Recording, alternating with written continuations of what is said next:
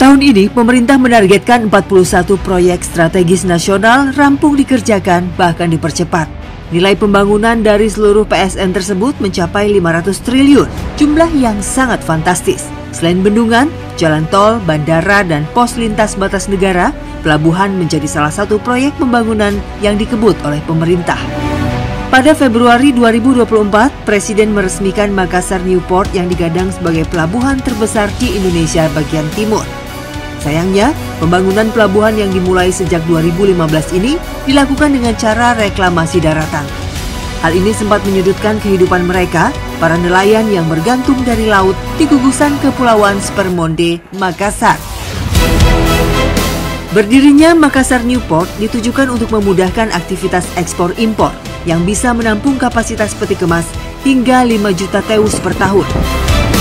Di sisi lain, menimbulkan problematika dan pro kontra khususnya bagi masyarakat pesisir. Hari ini saya bertolak menuju Pulau Kodingareng yang penduduknya pernah terkena imbas dari adanya bangunan pelabuhan. Saya mengawali perjalanan dari pusat kota Makassar. Nah, di Dermaga Kayu Bangkok ini setiap hari ada mobilitas perahu dari area Losari Makassar menuju ke pulau-pulau sekitar, salah satunya Pulau Kodingareng. Dan ini nggak cuma untuk penumpang aja, tapi juga untuk loading barang.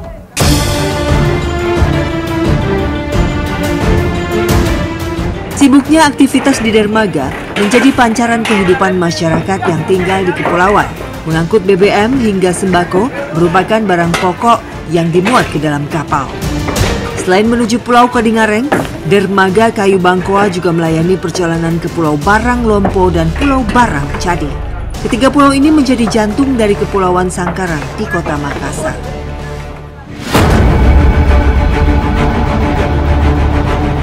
Diperlukan biaya sekitar Rp30.000 per orang untuk bisa menumpang di kapal KM Carikawan. Sementara untuk satu sepeda motor dikenakan Rp15.000.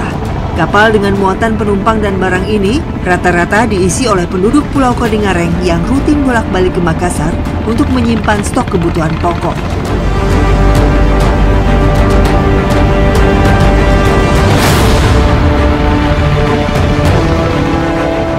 Satu jam perjalanan terlampaui, kami pun tiba di Pulau Kodingareng.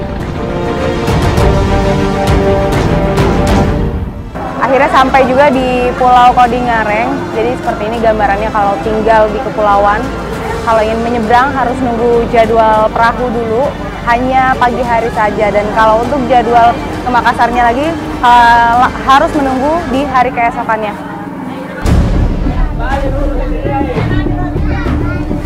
Saat tiba, kesibukan di dermaga Kodingareng tak kalah sibuk dengan dermaga tempat kami berangkat. Tak sedikit masyarakat yang menanti sanak saudaranya datang dari kapal dan melepas rindu di dermaga. Tak hanya itu, ada pula masyarakat yang menawarkan jasa angkut pakai gerobak bagi penumpang kapal yang membawa pulang barang dengan jumlah banyak. Bu Ani, ini tadi barangnya Ibu semua. Berapa banyak ini Bu Dus atau berapa semua? 18 dus kok kalau tadi. Oh gitu. Ibu punya warung? Kios, alhamdulillah ya. Iya, kios. Berapa Bu kalau barang tuh bayar berapa? Tergantung dari banyaknya barang. Ongkos yang dikeluarkan untuk satu kali angkut dikenakan Rp30.000. Saya pun turut menggunakan jasa angkut gerobak sebagai bala bantuan membawa barang tim kami. Bisa, Pak? Dalam perjalanan kali ini, saya dan tim Indonesiaku menginap di rumah Pak Faisal, warga asli Kodingareng yang lahir dan tumbuh besar di sini.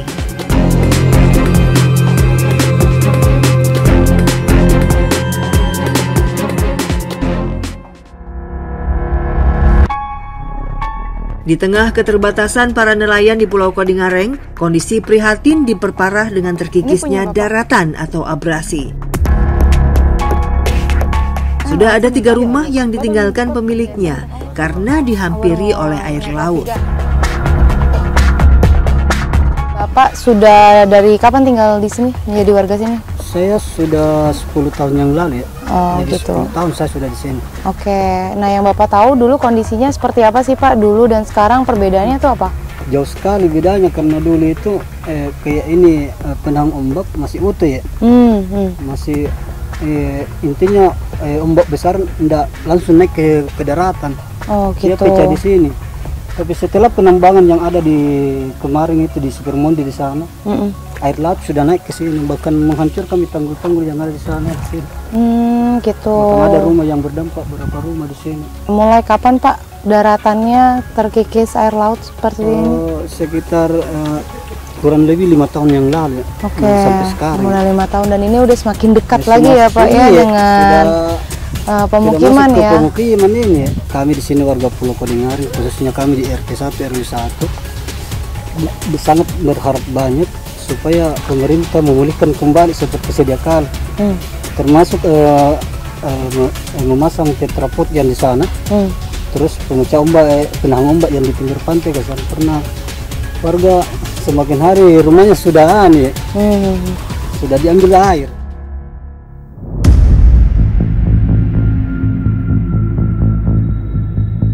Inilah kehidupan masyarakat pesisir. Pulau yang terdiri dari 6 RW dan dihuni oleh sekitar 4.000 penduduk, 95% sumber mata pencahariannya berasal dari laut. Ya, laut di perairan Selat Makassar terkenal akan potensi hasil tangkapan yang menjanjikan.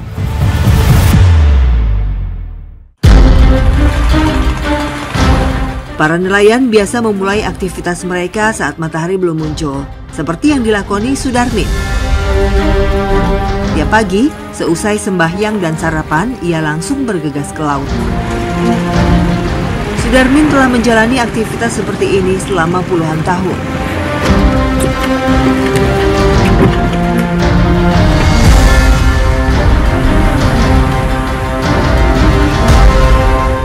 Saya pun mengikuti kegiatan mencari nafkahnya pada hari ini. Namanya alam, kondisi tentu tak bisa ditebak. Saat ini, para nelayan memprediksi sedang musim ikan tenggiri, sehingga kami harus mampir dulu ke rumpon atau spot untuk mencari umpan pancing. Perjalanan melaut kami hari ini dimulai dengan mencari umpan. Saya berada di atas perahu berdua dengan Pak Sudarmin, sementara kru Indonesiaku ada kameramen saya di perahu kecil yang di sebelah situ. Jarak tempuh dari pemukiman warga menuju rumpon berkisar 3 mil. Dari sini perlu melampaui 10 mil lagi untuk tiba di spot memancing tujuan kami. Ya, bertambahnya tahun, jarak melaut para nelayan semakin jauh ke tengah laut. Ini umpan untuk mencari tenggiri, namanya ikan tembang kalau nelayan di sini bilangnya ya Pak.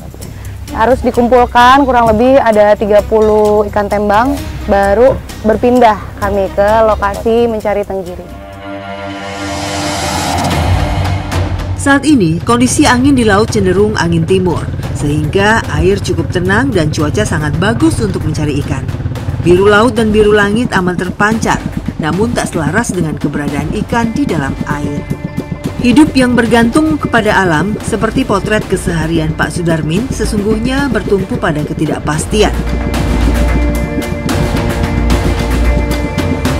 Sudah lebih dari 3 jam, kami belum juga mendapat tanda-tanda ikan nyangkut di mata pancing. Titik memancing dari satu spot ke spot lainnya kami lampaui dengan penuh asa. Usai menuang zong berkali-kali, kami berhasil mendapat 1 ekor ikan yang ditunggu-tunggu.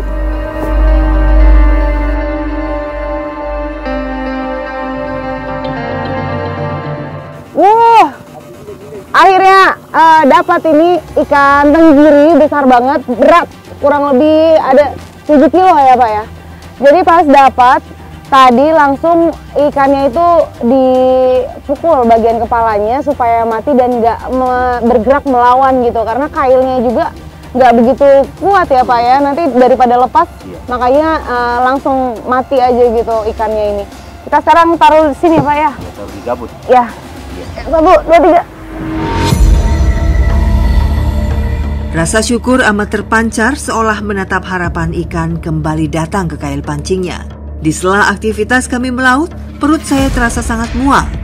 Ya, saya tak kuat menahan mual hingga terpaksa dimuntahkan. Pergerakan kapal yang tak menentu saat mesin dimatikan menjadi penyebab utamanya.